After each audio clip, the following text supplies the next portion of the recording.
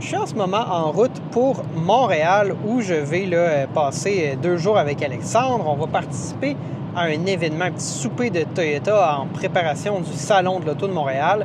Puis on va aller visiter le Salon de l'Auto, voir toutes les nouveautés. C'est le fun de pouvoir y aller enfin parce que c'est un salon qui est quand même plus intéressant et où il y a plus de choses que dans les salons des véhicules électriques auxquels on a déjà participé dans le passé. Puis je me suis dit que je profiterais du temps que je suis sur la route pour vous faire un petit vlog et vous parler d'un sujet qui est hautement d'intérêt selon moi et d'actualité. Et c'est, devriez-vous avoir une seule voiture ou deux voitures? C'est la grande question.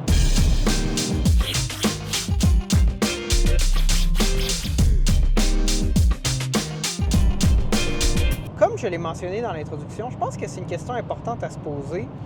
Surtout quand on est une famille, un couple, deux personnes. Est-ce qu'on devrait fonctionner à une seule voiture ou à deux voitures? Et j'ai vécu les deux et je me suis dit que ça vaudrait la peine que je me prononce. Donc, puis c'est aussi un sujet que peut-être peu de journalistes abordent. Souvent, les gens débattent de voitures électriques versus voitures à essence versus PHEV. Puis on se pose rarement la question du nombre de voitures dans le ménage, combien de voitures on devrait avoir et comment on peut, avec ça, maximiser ou minimiser notre impact sur la planète et tout. Donc, pour vous faire un peu mon historique, moi c'est sûr que je possède une voiture personnellement depuis que j'ai à peu près 17 ans. Mais dans ma vie d'adulte, il y a eu des moments où, dans ma famille, donc moi et ma conjointe, on avait deux voitures et d'autres moments où on avait une seule voiture. Fait que je vais vous raconter un peu comment ça s'est passé, cette expérience-là.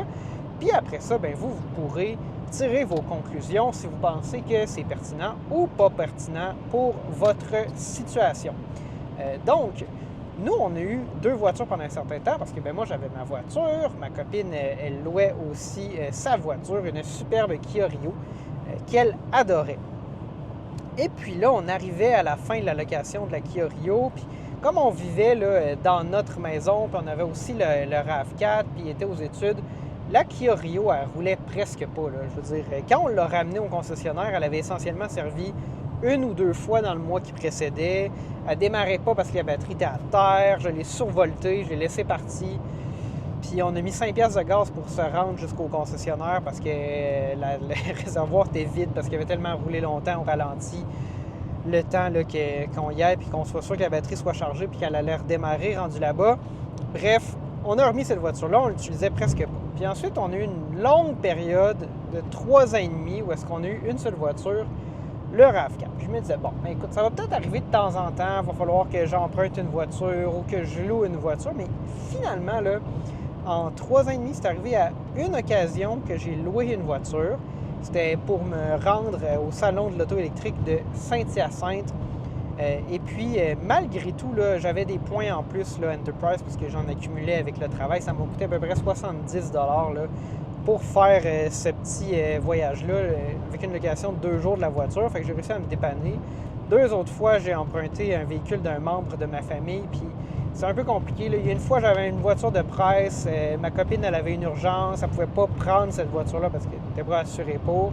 Puis, en tout cas, bref, c'était un peu compliqué, mais il a fallu qu'on emprunte une voiture. Mais 3 fois en 3 ans et demi, c'est vraiment minimal. Moi, je m'attendais à ce que peut-être, je sais pas, il faut 2-3 mois, on ait besoin d'emprunter une voiture. Mais ce que je réalise, c'est que finalement, on finit par s'organiser puis s'arranger, que ce soit en utilisant les transports en commun, très, très, très occasionnellement en demandant un lift, en demandant à quelqu'un de nous amener à un événement commun où on va. Ça vaut la peine aussi d'offrir des lifts quand on peut. En utilisant le vélo, l'autobus. Dans mon cas, j'avais une trottinette électrique et c'est devenu, pendant un certain temps, mon moyen de transport principal pour me rendre au travail parce que ça fitait mieux avec nos horaires. Fait que j'ai trouvé que, en tant que couple sans enfant, d'avoir une seule voiture, ça fonctionnait très, très, très, très bien. Puis c'était même beaucoup plus facile que ce que je pensais. Ça a été vraiment, vraiment, honnêtement, une super expérience. Puis là, avec l'arrivée du bébé, on a choisi d'avoir une deuxième voiture.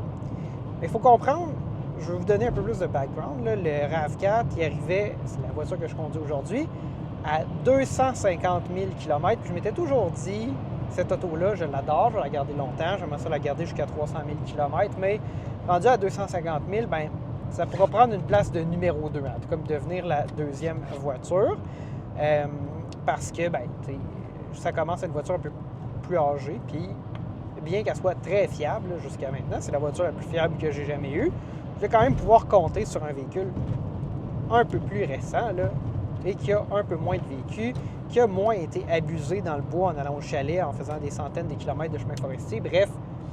Et donc, c'est un peu pour ça qu'on a choisi d'avoir le Outlander PHEV. C'était pas nécessairement juste d'avoir deux voitures, quoique c'est un des éléments. Hein, comme ça, le parent qui est avec l'enfant, bien, il s'assure d'avoir la voiture récente avec le siège d'auto et tout, et tout, et tout. Puis on a une deuxième voiture pour faire d'autres déplacements, mais le but, c'était surtout de comme remplacer le RAV4. Fait qu'on a remplacé la voiture numéro 1 de la famille, puis ça donnait que, comme cette auto-là, le Toyota RAV4, c'est plus une voiture qui vaut si cher que ça, là, probablement un peu moins de 10 000 $, mais c'était pas strictement nécessaire pour moi de la revendre pour pouvoir acheter une autre auto. Fait que tant qu'à avoir cette auto-là que j'ai bien entretenue pendant très longtemps, mais je la garde comme deuxième voiture. Mais ça demeure une deuxième voiture. On conduit principalement l'Outlander. Et en 5 mois, là, avec l'Outlander, j'ai fait 3500 km avec le RAV4. Puis là-dessus, il y a 2 allers-retours au chalet de 700 km chaque, puis un aller-retour à Montréal. Fait essentiellement, là, comme entre 1500 et 2000 km là, de déplacement. À peu près 1500 km, je dirais, de déplacement quotidien en ville. Puis le reste, là, c'est des longs voyages. Fait qu'il est très, très, très peu utilisé. Donc, évidemment, on maximise l'utilisation du Outlander sur la batterie. À 2 voitures, notre consommation d'essence est largement plus faible qu'elle l'était quand on avait une seule voiture parce que l'Outlander PHEV, c'est une voiture, évidemment, hybride branchable. Donc, on peut maximiser de rouler en électrique avec. Fait que c'est pas juste pour avoir 2 autos qu'on a acheté une deuxième voiture, c'était surtout pour prendre la place du vénérable RAV4. Mais bon, maintenant qu'on a 2 voitures, c'est sûr que j'apprécie de pouvoir faire des déplacements comme celui d'aujourd'hui, puis juste aller à Montréal faire un aller-retour, sans avoir besoin de me coordonner, à savoir quelle auto on utilise, est-ce qu'il faut qu'on emprunte une auto et tout, et tout, et tout. Mais grosso modo, ça se faisait quand même bien à une voiture avant d'avoir des enfants. Puis je pense que ça se ferait encore à une seule voiture. Là, je pense qu'on serait capable de se débrouiller. C'est juste qu'on pouvait se le permettre. Puis c'était un peu là qu'on était rendu là, dans nos plans. On voulait aussi une voiture un peu plus grosse parce qu'on a un chien. Puis éventuellement, on veut 2 enfants. Puis bref, ça faisait du sens, là, le Outlander dans ces choix-là. J'avais aussi considéré des VUS intermédiaires comme le Subaru Ascent. Mais à un moment donné, j'ai fait les calculs et j'ai réalisé qu'au final, même à relativement court terme, avec les subventions et les économies d'essence, sur à peu près 3 ans, ça revenait essentiellement là, au même prix. Kiff d'avoir un Outlander PHEV versus un Ascent même légèrement usagé. 2023 que je regardais. Fait que, est-ce que c'est pour vous d'avoir une seule voiture? Bien, moi, je vous partage mon expérience. Ça dépend toujours des contextes, hein, de où on travaille versus où on reste. Nous, on a fait le choix de demeurer dans un endroit qui est proche de nos lieux de travail. Fait que c'est sûr que ça favorise les choses. Puis éventuellement, quand on rentrera, l'école puis la garderie dans l'eau, bien là, probablement encore plus que 2 voitures, ça va être pertinent. Mais je pense que là, on en a 2. Il y en a une qui sert principalement. L'autre, c'est pour des petits déplacements. Puis ou pour des longues distances, là, quand on part de la maison, juste un de nous 2. Ceci étant dit, je pourrais me débrouiller sans. Puis je suis quand même content d'avoir gardé le RAV4 en état et d'avoir cette auto-là aujourd'hui qui fonctionne encore bien. Je suis vraiment pas prêt à m'en détacher. J'aimerais bien avoir un Silverado EV pour le remplacer, mais ça coûte très cher et c'est un plan ou un projet là, pour plus tard. Puis qui sait, peut-être que je changerai d'idée encore par la suite. Je change souvent d'idée sur les voitures qui m'intéressent.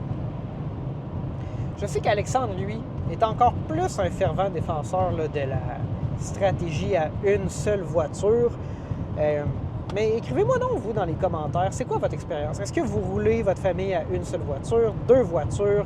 Qu'est-ce qui est préférable? Est-ce que ça se fait en 2024 d'avoir une seule voiture pour une famille avec toutes les obligations qu'on a?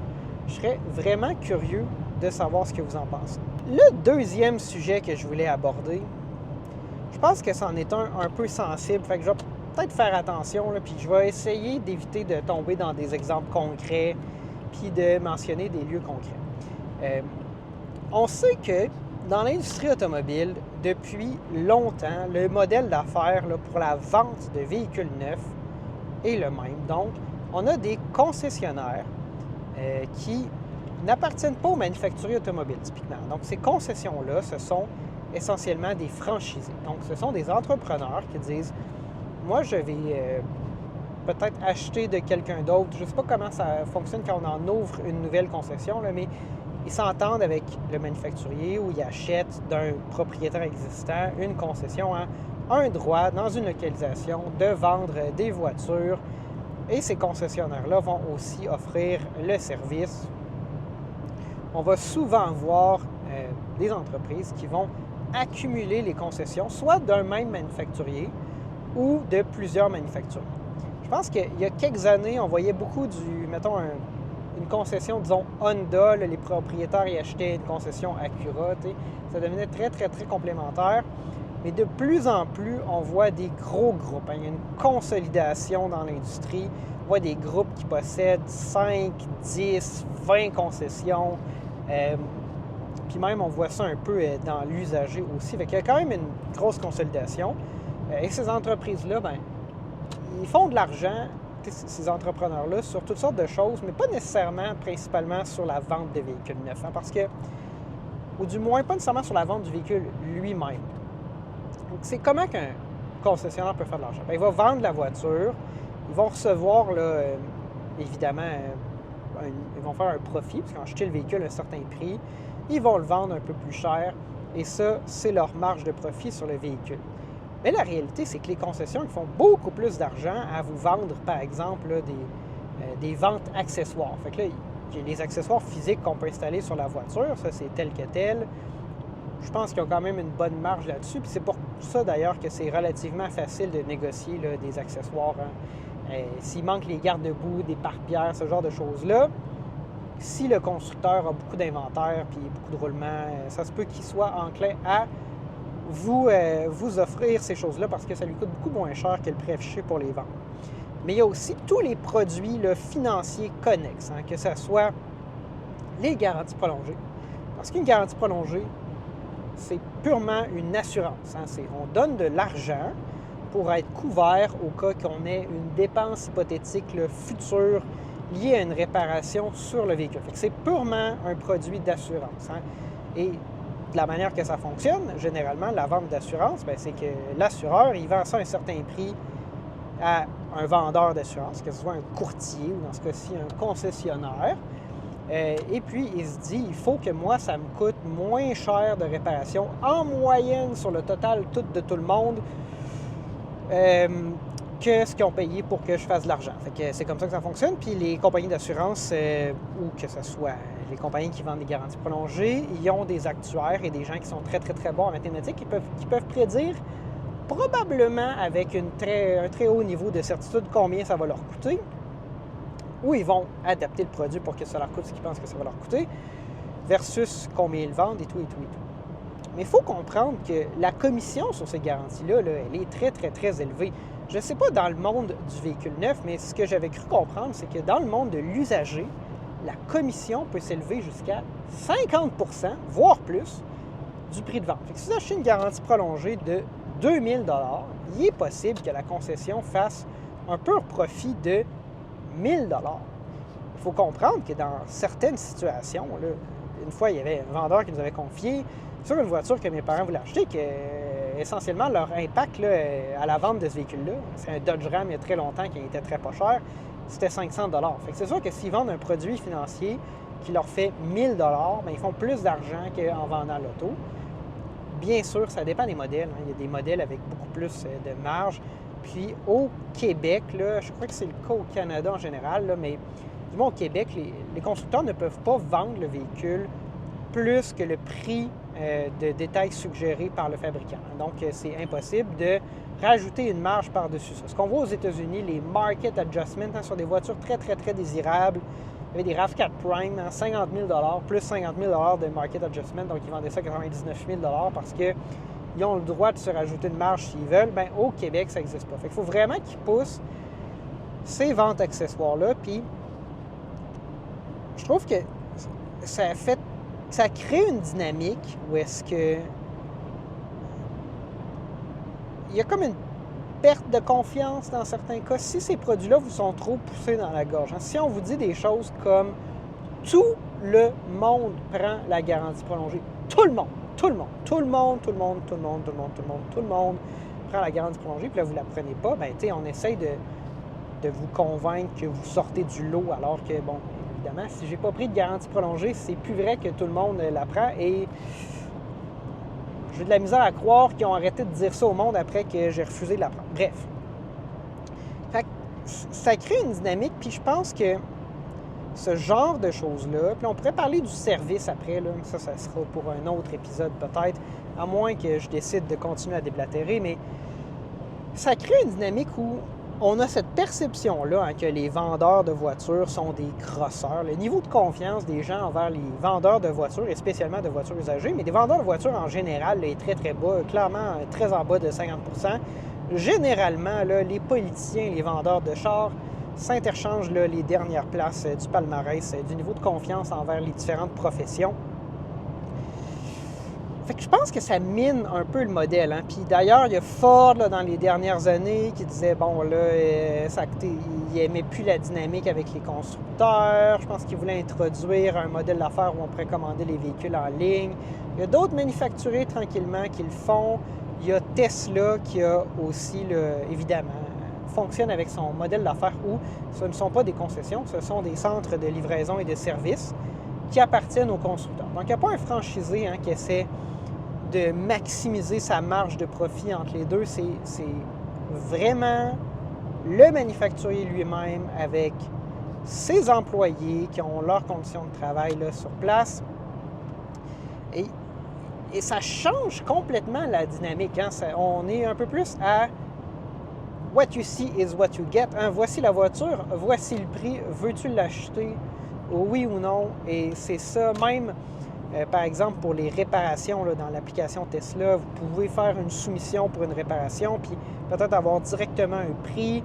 C'est très clair, très transparent, c'est ça que ça vous coûte. Ça ne veut pas dire que c'est avantageux, je ne dis pas que c'est plus avantageux, mais ça amène quand même un niveau de transparence, puis de confiance, puis on comprend que la personne à qui on s'adresse, elle n'est pas en train d'essayer de motiver nécessairement le profit de son employeur direct qui est localisé dans les mêmes bureaux que lui, mais travaille pour une compagnie beaucoup plus grosse et plus impersonnelle. Puis moi, personnellement, je pense que les constructeurs vont essayer d'aller vers là parce que il va y avoir beaucoup de chamboulements dans le monde de l'automobile. Avec la transition vers l'électrique, c'est pas tous les constructeurs qui réussissent. Il y en a plusieurs qui sont en grande difficulté financière. Ils ont tous ces franchisés-là qui potentiellement affectent leur réputation parce que si vous avez un problème avec votre voiture, puis qu'après ça, vous avez une mauvaise expérience au service après-vente chez votre concessionnaire, probablement que vous allez chialer plus contre Ford, par exemple, ou Volkswagen, que contre la concession elle-même. Mais c'est de la faute à qui? C'est qui a peut-être posé des problèmes? On le sait pas trop. Fait que moi, je pense que les constructeurs, compte tenu là, d'un resserrement du marché, des conditions, tout est plus difficile, ils donnent une part de leur profit à des gens qui, peut-être, dans certains cas très spécifiques, nuisent à leur réputation.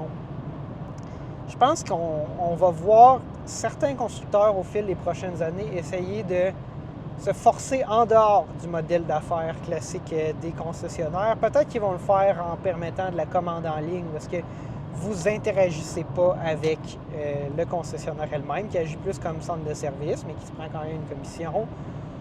ou ça va complètement changer puis on va voir des centres de services apparaître. Il y a plusieurs États américains, puis je ne connais pas la législation au Canada puis au Québec, là, mais il y a quand même plusieurs États américains qui défendent le modèle d'affaires des concessionnaires. Il y a eu beaucoup de lobbyisme au fil du temps. Veux pas, ce sont des entreprises et le contexte politique est différent là-bas. Les entreprises ont plus de poids. Il y a certains États où c'est pas possible de faire de la vente directe aux clients pour les constructeurs, mais au Québec, là, je pense qu'on va avoir un changement.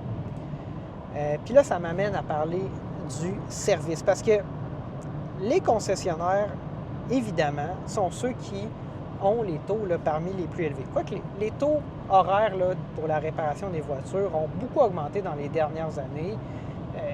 Il y a eu une pénurie de main-d'œuvre. Les gens qualifiés sont en très, très grande demande. Leurs salaires ont augmenté parce qu'ils peuvent se permettre de demander plus d'argent, parce qu'il y a moins de gens, puis tous les coûts de tout le monde ont augmenté. Fait que les taux horaires ont augmenté. Les taux horaires de concessionnaires sont rendus très, très, très élevés. Ils ont de la difficulté à trouver des gens. Ils font de plus en plus là, de sous-traitance. Par exemple, sur le véhicule que j'ai acheté récemment, j'ai fait faire un traitement anti-rouille qui, me disait-on, était approuvé par le manufacturier. Mais quand je posais des questions, j'ai fini par réaliser qu'en fait, il n'était même pas fait dans l'atelier de la concession. C'était fait par un sous-traitant. Et comme c'est approuvé, ça a pris 1 an à faire approuver tout ça, mais le concessionnaire n'est pas qualifié, semble-t-il, pour appliquer un traitement anti-rouille, quelque chose d'aussi simple que ça. Il faut qu'il aille ailleurs. Puis de ce que j'entends entre les branches, là, il y a de plus en plus, même pour les travaux mécaniques, de sous-traitance. Dites-moi, d'ailleurs, si vous pensez que je m'égare, là, mais ce que je comprends, c'est que de plus en plus de travaux se font en sous-traitance. Donc, vous amenez votre véhicule dans la concession, puis il va être renvoyé chez un tiers parti qui va faire les travaux. Et semble-t-il qu'on voit de plus en plus ça pour des travaux complexes. Dans certains cas, il y a certains jobs qu'il faut être vraiment qualifié pour les faire. C'est des savoirs qui se perdent, puis là, on envoie ça en sous-traitance chez quelqu'un qui sait faire le travail parce que c'est peut-être difficile de se les procurer.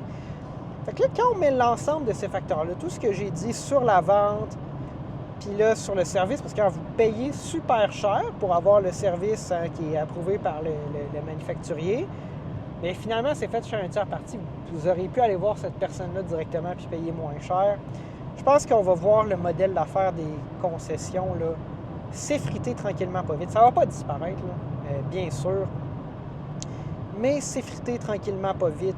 Puis il y a aussi un autre aspect là, qui est le financement de ces entreprises-là. Fait que dans les 2 dernières années, on a vu plusieurs banques ou institutions financières retirer de leur offre ce qu'ils appellent en anglais les floor plans.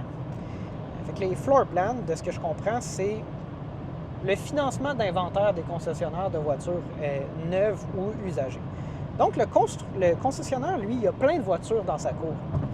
Mais pour la plupart d'entre eux, ils ne possèdent pas ces voitures-là. Il y a des prêts, en fait, ils les possèdent, mais il y a un prêt associé à ça. Fait qu'ils ont, par exemple, là, un prêt, je ne sais pas moi, de 20 millions de dollars pour combler leur inventaire. Puis là-dessus, ils ont 250 ou 300 voitures dans leur cours et paient des intérêts à chaque mois. Bien, puisque les banques voient le modèle d'affaires des concessionnaires de voitures usagées et neuves comme étant quelque chose qui pourrait s'effriter, surtout qu'ils ont acheté beaucoup de voitures à très haut coût et là, le prix des voitures diminue, ils sont obligés de mettre des spéciaux pour les revendre. Ça se peut qu'ils vendent des voitures sur lesquelles ils ont déjà payé beaucoup d'intérêts, moins cher que ce qu'ils ont payé, fait qu'ils perdent beaucoup d'argent. Fait que le risque des banques augmente, puis il y a de plus en plus d'institutions financières qui se retirent de ce modèle-là. Fait que là, quand on met tout ça ensemble, plus dur d'avoir du financement pour de l'inventaire, la confiance des gens à cause des pratiques de vente puis de services s'effrite un peu. Les constructeurs qui vont vouloir essayer là, de maximiser leur survie au travers des temps difficiles qui s'en viennent, qui pourraient essayer d'aller rechercher, grappiller un peu d'argent dans ce que les concessionnaires font. Puis le grand succès que Tesla connaît avec ses centres de services qui on s'entend avec un très, très, très petit nombre de centres de livraison et de services, ils sont en mesure de livrer et de maintenir une flotte là, toujours plus grande de voitures. On a vu des événements où il y a des centres de services ou de livraison Tesla au Québec qui livraient plus de 100 voitures dans la même journée. Hein. Il suffit de se pointer là, l'avant-dernière ou la dernière journée du quart, hein, donc la dernière journée ou le dernier jour ouvrable du dernier mois des trimestres de l'année. Puis vous allez voir là, des dizaines et des dizaines de voitures être prises à la livraison par des clients. Les gens y arrivent et disent « Ah, je viens chercher mon auto. » Il y a quelqu'un qui va dans le cours, il conduit l'auto jusqu'à l'entrée, il laisse la porte ouverte, puis il dit « La voiture est à vous », puis il rentre en dedans, puis ça va servir un autre client. Là, c'est complètement capoté, là, contrairement à l'expérience de livraison qu'on pourrait avoir ailleurs. Mais ça permet de maximiser les coûts de Tesla, de minimiser les coûts de Tesla plutôt, et surtout là, de leur éviter de donner une seule scène à un franchisé. Fait que je ne sais pas si je suis un peu trop dur avec les concessionnaires. Là. Je comprends que certains des arguments que je mets de l'avant ici, il ne faut pas trop les généraliser. Hein. C'est certains cas spécifiques, mais il reste que ça construit une réputation globale. Puis, d'ailleurs, si vous voulez acheter un véhicule d'une marque, là, quelle qu'elle soit, et vous avez le droit de choisir hein, votre concession. Vous pouvez acheter votre véhicule et le faire entretenir dans la concession de votre choix. Fait que si vous voulez soit parler à des gens que vous connaissez qui ont acheté des véhicules là, ou regarder les revues en ligne, hein, les notations des clients là, qui sont disponibles, puis choisir la concession qui, selon vous, offre le meilleur service ou le meilleur prix, bien ça, c'est totalement libre à vous de le faire et je vous encourage à le faire. Fait que ça fait un peu le tour, là. C'était un podcast quand même long, là. On doit approcher presque de la demi-heure. Fait qu'on a couvert 2 sujets. Hein. Est-ce qu'on peut se débrouiller comme famille à une seule voiture? Puis l'avenir du modèle d'affaires des concessions dans le futur et ce que j'en pense. C'était très agréable de vous parler. C'était Gabriel pour Plus de Millage. Si vous avez aimé la vidéo, mettez un petit like. Si vous voulez qu'on discute d'un autre sujet dans un vlog comme celui-là à l'avenir, mettez-le dans les commentaires. Abonnez-vous à la chaîne, cliquez sur la petite cloche pour être notifié la prochaine fois qu'il y a une vidéo disponible. Puis on se dit à la prochaine!